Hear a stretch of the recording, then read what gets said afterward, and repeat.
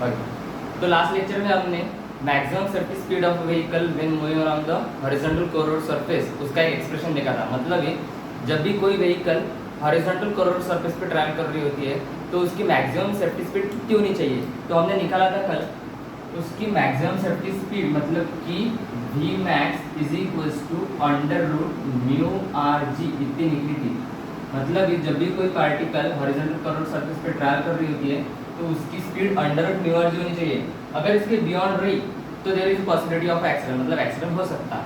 और अगर इसके अंडर में रहे तो एक्सीडेंट की पॉसिबिलिटी कम रहती है। ठीक है, ये थी maximum safety speed of vehicle when moving around the horizontal curved road surface. आज हमें एक एक्सप्रेशन डिराइव करना है जो कि है maximum safety speed of vehicle when moving around the bank curved road surface. मतलब ये मैक्सिमम सेफ्टी स्पीड ही निकालनी है लेकिन बैंक कोरोड सरफेस पे, वो थी हॉरिजॉन्टल, अब ये bank curved road surface. Bank curved road surface मतलब क्या कि हमने कल कंसेप्ट देखा था कि inner edge of the road is raised with respect to the outer edge of the road, sorry outer edge of the road is raised with respect to the inner edge of the road. मतलब ये let's say this is the horizontal road surface AB and this is the bank curved road surface. मतलब ये थोड़ा ऊपर है, elevated है। जब भी ऐसा कंस्ट्रक्शन रोड का होता है तब हम उसे बैंक कोरोड सरफेस कहते हैं। मतलब this is the height edge, with height edge this is elevated and the angle which is made between the horizontal covered surface and bank covered surface is called as angle of banking. जैसे this is ABC। और अगर कोई vehicle है, कोई गाड़ी है जो move हो रही है बैंक covered surface पे तो उसके बीच में फ्रिक्शन भी रहेगा। तो फ्रिक्शन, ये जो फ्रिक्शन रहेगा ये फ्रिक्शन एक्ट करेगा टूवर्ड द सेंटर पे, radius of the curvature of the road toward the centre पे एक्ट करेगा। ये रहेगा friction F, force of friction F। ठीक है, और वो कोएफिशिएंट ऑफ फ्रिक्शन जो रहता है वो म्यू रहता है। उसका फार्मूला क्या था, F is equals to mu n. पहले देखा था हमने, force of friction is equals to mu n. अब एन क्या रहता है, तो जब भी कोई व्हीकल मूविंग ट्रैवल कर रही होती है बैंक और सरफेस पे तो इसके ऊपर कुछ फोर्स लगते हैं। तो उसका पहला फोर्स होगा उसका खुद का वेट, तो वेट होगा तो उसका वेट होगा mg जो कि रहेगा डाउनवर्ड, ओके, वर्टिकली डाउनवर्ड। और एक नेट फोर्स रहेगा जो उसको बैलेंस करके रखेगा, वो रहेगा नॉर्मल रिएक्शन। तो ये जो नॉर्मल रिएक्शन है ना ये हमेशा ऊपर की तरफ रखता है, this called as normal reaction n। Let's say जब भी मैं कोई भारी चीज उठाता हूँ, मतलब कोई भी बॉडी उठाता हूँ, जैसे कि डंबल, ये डंबल अभी मैंने उठाई तो ये इसका वेट नीचे की तरफ डायरेक्ट हो रहा है और मेरे जो हाथ है वो भी उसको ऊपर की तरफ खींच के लेके जा रहे हैं। मतलब ये मेरे हाथ नॉर्मल रिएक्शन प्रोवाइड कर रहे हैं। So this is called as normal reaction. तो ये नॉर्मल रिएक्शन ऊपर की तरफ डायरेक्ट होगी। अभी ये जो नॉर्मल रिएक्शन है, ये जो नॉर्मल रिएक्शन, इस नॉर्मल रिएक्शन को और ये फोर्स ऑफ फ्रिक्शन को F को हम रिजॉल्व करेंगे टू कंपोनेंट में। लेट्स से ये फोर्स ऑफ फ्रिक्शन इस तरफ लग रहा है ना, तो इसको रिजॉल्व करेंगे हम टू कंपोनेंट में ऐसे।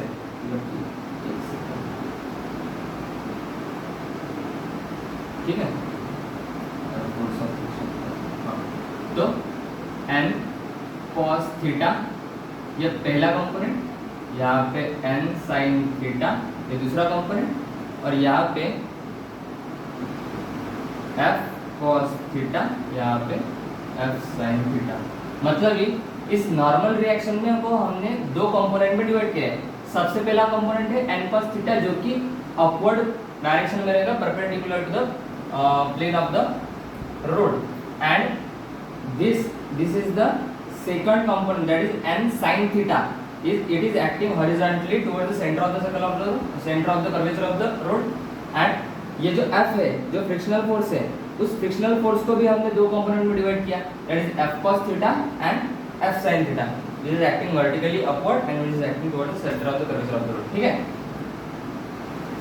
तो इसी इसकी कुछ ज्योमेट्री है। तो इसके लिए हमें एक डेरिवेशन डिराइव करना है, expression for maximum safety speed of vehicle when moving around the bank curved road surface. तो देखते हैं कैसे होता है, डायग्राम मार्जिन बनाने पर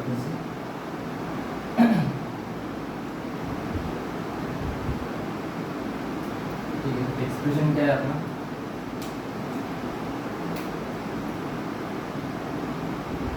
expression for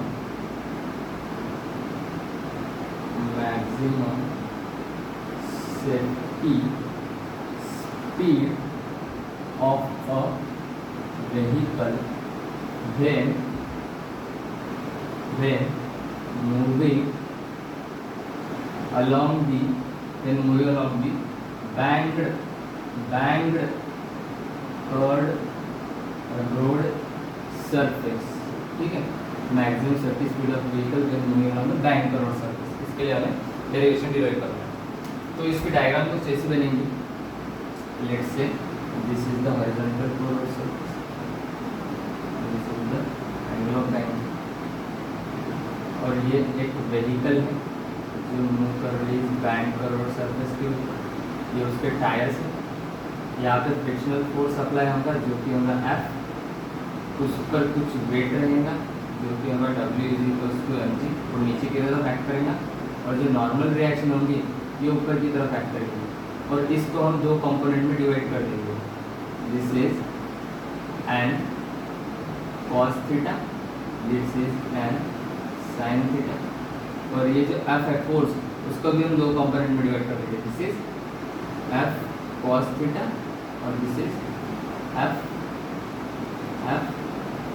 sin थीटा, ठीक है। और ये जो है this is the elevation of the road, that is H, इसे करेंगे हम ABC, ठीक है। ये एंगल ऑफ बैंकिंग हो गया बिटवीन द कर्व्ड सरफेस और हॉरिजॉन्टल रोड सरफेस, इसके बीच में, ठीक है। इसकी एक ऐसी डायग्राम बन सकती है, मतलब ये इसकी एक्चुअल डायग्राम है, इसका क्लोन बनाता हूँ यहाँ पे, मतलब कि यहाँ से फ्रिक्शनल फोर्स एक्ट हो रहा यहाँ की तरफ F, तो इस F को हमने दो कंपोनेंट में डिवाइड किया, F cos थीटा, यहाँ पे F sin थीटा, यहाँ पे इसका वेट लग रहा है mg W, यहाँ पे नॉर्मल रिएक्शन है, और नॉर्मल रिएक्शन को हमने n cos थीटा, और यहाँ से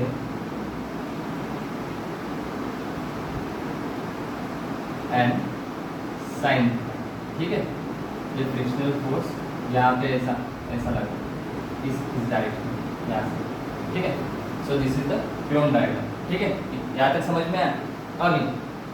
अभी हमें सबसे पहला पॉइंट रहता है कंसीडर का, ठीक है ना। पहले देखा था पहला पॉइंट कंसीडर का, दूसरा पॉइंट लेट का। ओके, तो कंसीडर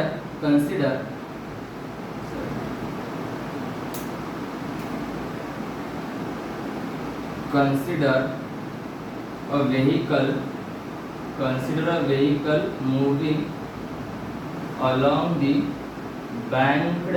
banked road surface, ठीक है। Consider a vehicle moving along the banked road surface। Let, दूसरा पॉइंट किसका है बेटा? लेट का।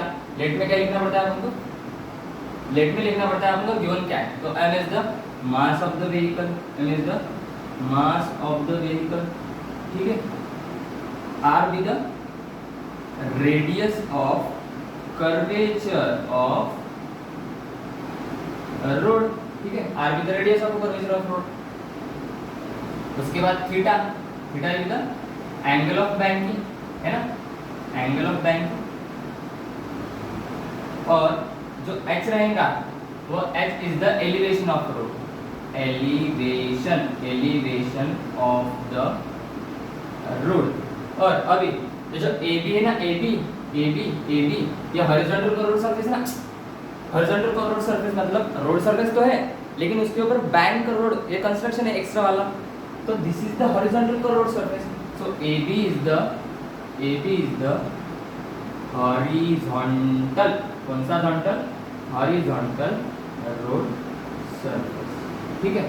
और AC is the banked curved road surface, ठीक है। AC is the banked road surface। इसके बाद AC हो गया, AB हो गया, H हो गया। अभी मोड आता है बहुत इंपॉर्टेंट पॉइंट का, यानी तीसरा पॉइंट। पहले देखा था हमने, तीसरा पॉइंट बहुत इंपॉर्टेंट होता है। क्या होता है तीसरे पॉइंट में? तीसरे पॉइंट में होता है कि जब भी कोई vehicle moving along the horizontal curved road surface पे बैंक कोरोड सरफेस पे ट्रैवल करती है तो उसके ऊपर फोर्स लगते हैं।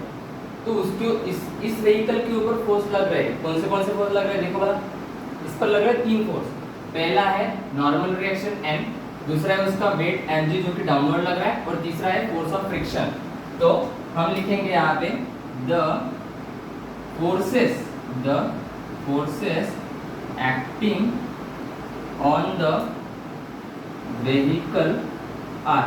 फोर्सेस कौन से एक्ट हो रहे हैं? सबसे पहला फोर्स इट्स वेट जो कि है W = mg, ठीक है। वो कहाँ पे एक्ट हो रहा है? Acting downward perpendicular to the road surface. Okay, ये एक्ट हो रहा है downward perpendicular to the road surface, ठीक है। इसके बाद दूसरा फोर्स, तो दूसरा फोर्स है normal reaction, that is an normal reaction CPI, ठीक है। तो ये नॉर्मल रिएक्शन ये एक्ट कहाँ पे हो रही है? ये एक्ट हो रहा है acting upward perpendicular to the road surface. कौन सा road surface? Bank road surface, ठीक है। तीसरा वाला F, that is frictional force. तो फ्रिक्शनल फोर्स F, तो फ्रिक्शनल फोर्स F है ना, ये F कहाँ पे एक्ट हो रहा है? तो F एक्ट हो रहा है along the radius of curvature। कौन सा vector? curvature of road directed towards centre of the circle, मतलब यहाँ पे सेंटर की तरफ, ठीक है। तो इनके फोर्स इसके ऊपर एक्ट हो रहे हैं। अभी तीसरा पॉइंट, ये वाली डायग्राम अभी के लिए निकाल देता हूँ, और ये वाला मिटा देता हूँ अभी। उसके बाद चौथा पॉइंट, तो चौथा पॉइंट का क्या रहेगा कि जब भी कोई vehicle moving along horizontal curved road surface होती है उसमें फोर्स इतने एक्ट हो रहे होते हैं, और ये जो फोर्स है, ये नॉर्मल रिएक्शन, ये फ्रिक्शनल फोर्स, इन दोनों को हमने 2 कंपोनेंट में डिवाइड कर दिया है। कौन से वाले कंपोनेंट? एक है n cos theta, n sin theta, दूसरा है f cos theta, f sin theta, ठीक है। So the normal reaction n can be resolve into 2 components, ठीक है। The normal reaction can be resolved into 2 components। कौन-सी? एक है n cos थीटा, ये एक्टिंग कहाँ पे हो रही है? Acting upward perpendicular to the plane of the circle means this curved road surface, ठीक है। और दूसरा है n sin थीटा, तो n sin थीटा ये कहाँ पे एक्ट हो रहा है? along the radius of the curvature of the road, acting along curvature of road। अभी इतना नहीं लिखता, acting along curvature of the road, ठीक है। now this force friction F, frictional force, तो frictional force इसको हमने divided नहीं, can be resolved into 2 component. उस फ्रिक्शनल फोर्स को भी हमने 2 कंपोनेंट में रिजॉल्व कर दिया। कौन सा? पहला है F cos थीटा, तो F cos थीटा एक्ट्स, ये कहाँ पे एक्ट हो रहा है? कर्वेचर ऑफ द रोड पे, acts along curvature of road. और दूसरा है F sin थीटा, ये acting downward perpendicular to the bank curved road surface, acting downward, ठीक है, जो F sin थीटा है। अभी मुझे पता है, मुझे क्या पता है कि ये जो नॉर्मल रिएक्शन है ना n, उसका जो कंपोनेंट है n cos थीटा, और वो वो जो कंपोनेंट है n cos थीटा ये बैलेंस कर रहा है किसको, इस f sin थीटा को और इस w mg को। ये पता चला? अरे भाई ये कॉम्बिनेशन है ना, ये फोर्स तो है लेकिन एक ही डायरेक्शन में लग रहा है ना, मतलब ये एक ही फोर्स हुए ना अभी के लिए, क्या इस कंडीशन के लिए तो ये एक ही डायरेक्शन में लग रहा है, मतलब इसको इन दोनों को बैलेंस करने के लिए n cos थीटा ऊपर है ना, मतलब मैं ऐसे लिख सकता कि that n cos theta equal to f sin theta plus mg। लिख सकता कि नहीं लिख सकता? लिख सकता, बिल्कुल लिख सकता। तो मैं इसको इक्वेशन कुछ नहीं देता ऐसे, ठीक है इक्वेशन, और इक्वेशन देना है ना तो ऐसे लिखें mg तो पता है तुमको, तो mg is equals to n cos theta minus f sin theta, ठीक है ऐसे करता और इसको इक्वेशन नंबर 1 दे देता, ठीक। अभी दूसरी बात मुझे क्या पता है, तो मुझे पता है we know that the components of normal reaction n and the components of frictional force F cos theta are balanced by the centripetal force which is acting along the radius of the curvature of the rod. So the component F cos theta and n sin theta, the component F cos theta or n sin theta is provided by the centripetal force मतलब कि balance कर रहे हैं centripetal force को, ठीक है, towards the centre of curvature of road, ठीक है, यहाँ centre of curvature of road, मतलब ये जो F cos थीटा है प्लस n sin थीटा है उसको सेंट्रीपिटल फोर्स बैलेंस करके रख रहा है, ये इक्वेशन नंबर 2। मतलब इसको हम ऐसे भी लिख सकते हैं mv² upon r is equals to f cos theta plus n sin theta, है ना, बराबर है ना। तो इसको देते हैं हम समीकरण क्रमांक 2, ठीक है। तो इस इक्वेशन 2 को इक्वेशन 1 से डिवाइड करते हैं, है ना। Let equation 2 divide by equation 1। तो अगर मैं इक्वेशन 2 को इक्वेशन 1 से डिवाइड कर दूं तो क्या होगा, mv² upon r divided by mg equals to f cos theta plus n sin theta upon n cos theta minus f sin। Okay, अभी यहाँ से m कैंसिल हो गया v² और यहाँ से ये डिवाइड में गया v² upon rg is equals to ये as it is f cos theta plus n sin theta divided by n cos theta minus f sin theta. अभी मैं क्या करता हूँ, मैं इस n cos थीटा से ना इस पूरे इक्वेशन को डिवाइड कर देता हूँ। समझ में आया क्या? मतलब ये मैं क्या करूँगा कि अभी देखो यहाँ पे मेरे को क्या दिख रहा है, अभी ये n cos थीटा है ना, यहाँ पे cos थीटा है, cos थीटा अपन cos थीटा कैंसिल हो गया, sin थीटा है, sin थीटा अपन cos थीटा tan थीटा हो गया, यहाँ पे f sin थीटा अपन cos थीटा फिर से tan थीटा, और यहाँ पे n cos थीटा अपन n cos थीटा 1 हो जाता है, ठीक है। तो हम ऐसे ही कर देंगे, कैसे कर देंगे, ऐसे कर देंगे, मतलब ये जो यहाँ पे इक्वेशन नंबर 3 दे देते हैं, फ्रॉम इक्वेशन नंबर 3, इक्वेशन 3 से हमें क्या समझ रहा है, divide by n cos theta से हम डिवाइड कर देते हैं, n cos थीटा से हम डिवाइड कर देते हैं, किसको तो RHS को, ठीक है, पूरे RHS को n cos थीटा से डिवाइड कर देते हैं। तो यहाँ से क्या बचता, v² upon rg equal to f cos theta upon n cos theta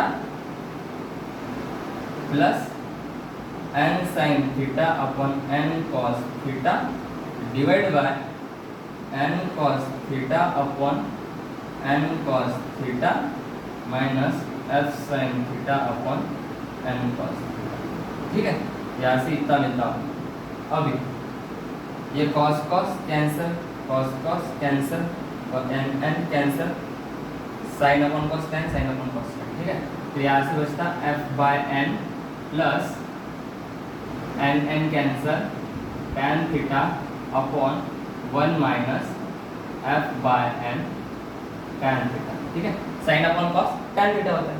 okay, now अभी ये जो इक्वेशन है ना अपना v स्क्वायर अपॉन आर जी, तो इसमें से आर जी वहाँ पे ले जाना, तो आर जी वहाँ पे ले गए तो ये हो गया आर जी, यहाँ पे हो जाता है f by m plus tan theta upon 1 minus f by n tan, ठीक है।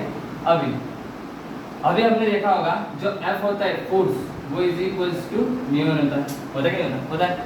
तो अगर मैं इस n को यहाँ पे नीचे लेके आऊँ तो यहाँ पे क्या बचता है म्यू, तो F by n is equals to mu होता है। यहाँ पे पुट करेंगे v square is equals to r g F by n is equals to mu plus tan theta upon 1 minus mu tan theta, बराबर है। ये v is equals to यहाँ पे अंडर रूट आ जाएगा, यहाँ से अगर v स्क्वायर वहाँ पे लेके जाए v स्क्वायर को तो ये अंडर रूट नहीं चला जाएगा और यहाँ से हो जाएगा mu plus tan theta upon 1 minus mu tan theta. So this is the maximum safety speed of a vehicle when moving along the bank or road surface. This is a max, Vmax. Okay, this is called as Vmax, maximum safety speed of. कोई भी vehicle अगर bank और road surface पे travel करेगी तो उसकी maximum safety speed कितनी होनी चाहिए, इस कैन को यहाँ पे भी लेके आ सकते हैं, ठीक है। अभी इसके बाद अगर रोड सरफेस बहुत स्मूथ हो, बहुत मतलब फ्रिक्शन एकदम जीरो, जो म्यू होता है ना म्यू, वो एकदम जीरो, मतलब कि रोड सरफेस पे कोई फ्रिक्शन ही नहीं है। जब मैंने बॉल स्लाइड करने के लिए उतारी तब बॉल रुकी रह रही है, वो उसके कंटिन्यूस मोशन में ही है, मतलब कि उसका फ्रिक्शन जीरो है, मतलब कि उसको अपोज करने वाला कुछ है ही नहीं, मतलब कि रोड बहुत स्मूथ है। तो इस कंडीशन में जब म्यू जीरो होता है, जब road surface very smooth, then road surface is very smooth. Road surface अगर स्मूथ होता तो उस कंडीशन में mu is equal to zero होगा। अगर mu is equal to zero होगा तो वी मैक्स क्या होगा, zero plus tan theta, sorry यहाँ पे अंडर, यहाँ पे आर जी, ठीक है। तो यहाँ पे क्या होगा r g zero plus tan theta upon 1 minus 0 tan theta, ठीक है। यहाँ से क्या होगा v max is equals to under root, v max नहीं आएगा, बता दो क्यों नहीं आएगा, ठीक है। तो अंडर रूट आर जी, ये जीरो तो वैसे ही जीरो हो गया, तो यहाँ पे tan थीटा और अपॉन में 1 minus 0 into something that is 0 upon 1 means nothing. So this is the maximum नहीं, अभी ये ऑप्टिमल स्पीड होगी, optimal speed of vehicle when moving around the bank और रोड सरफेस, मतलब कि म्यू जीरो है, ठीक है। अभी इससे हम एंगल भी निकाल सकते हैं, तो v square is equals to, अभी देखो ये अंडर रूट है, यहाँ से यहाँ पे क्या है तो v स्क्वायर हो जाएगा आर जी tan थीटा। तो अगर हमने tan थीटा यहीं पे रख दिया तो v square upon R G हो जाएगा, और ये थीटा यहीं पे रख के ये tan यहाँ पे निकाल लिया तो tan inverse v square upon R G हो जाएगा। So this is the expression for angle of banking. तो एक्सप्रेशन हमारे कितने के बने, maximum safety speed of vehicle when moving on the bank or surface, when moving on the bank or surface, when the mu is zero, that means friction is zero, that means road is very smooth, and the angle of banking. तो हमें question ऐसा आता है board के exams में, derive the expression for the maximum safety speed of a vehicle moving on the bank और road surface. तो उसके लिए this is the simple and enough, यहाँ तक के मैक्सिमम सेफ्टी स्पीड तक के। अगर ऑप्टिमल स्पीड तक के कहा गया क्वेश्चन में फॉर द ऑप्टिमल स्पीड, तो यहाँ तक के डिराइव करना पड़ेगा, और अगर also for the angle of banking तो यहाँ तक डिराइव करना पड़ेगा, मतलब एंगल का, ठीक है। सो this is not all about the bank और रोड सरफेस के लिए एक्सप्रेशन, ठीक है। अभी एक और पूछ सकते हैं वो बोर्ड वाले, मतलब कि जब भी ऐसा एक्सप्रेशन आएगा तो नीचे कहेंगे the maximum safety speed of vehicle is depends on what which factors, on what factors. तो maximum safety speed of vehicle is depends on V max when moving on the banked curved road. ठीक है, तो ये depend किस पे करेगा? सबसे पहला ये म्यू पे डिपेंड करेगा, that is coefficient of friction. ये रेडियस ऑफ कर्वेचर पे भी डिपेंड करेगा, radius of curvature of road के ऊपर भी डिपेंड करेगा।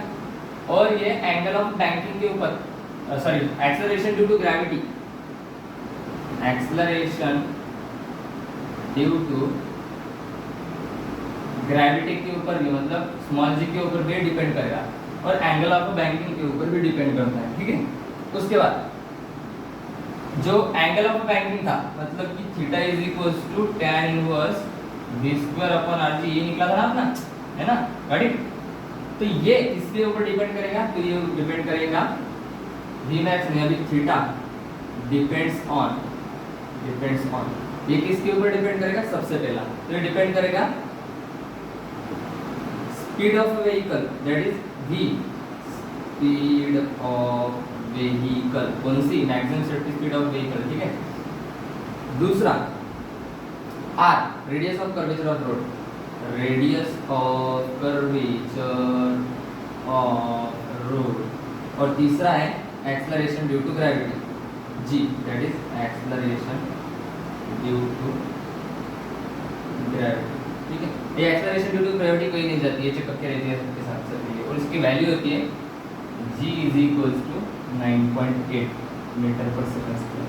ठीक है, एक्सेलरेशन ड्यू टू ग्रेविटी तो ये हमेशा रहती है, मतलब नज़र के सामने, जिगर के पास, किसके साथ बात आती नहीं है, सबके साथ रहती है। ठीक है, सो this is all about the expression.